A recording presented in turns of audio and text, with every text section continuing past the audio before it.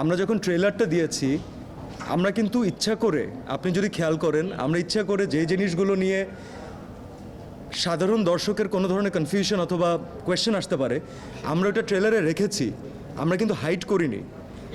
রাখার জন্য এটা কারণ ছিল যে as a film maker, as the production house, as an artist, we all want to be honest with the audience.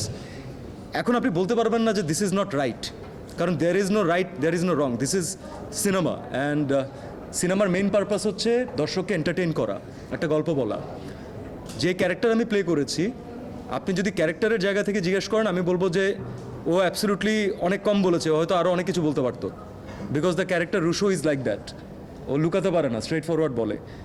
As human being আপনি যদি আমাকে সিয়াম আহমেদ হিসেবে জিজ্ঞেস করেন, সিয়াম আহমেদ হয়তো কখনোই বলতো না, কারণ আমি সবসময় কাজ করেছি যে কাজগুলোতে কখনো নারীরা যেন অসম্মানিত না হয়। ইনফ্যাক্ট আমার আই উড হ্যাপিলি সে যে most of my blessings have been coming from the women audience. এখনও সেটা পাচ্ছি। আর আশ্চর্যের বিষয় হচ্ছে সবচেয়ে বেশি পরিমাণ নারী দর্শকই রাক্ষসকে পছন্দ করছেন।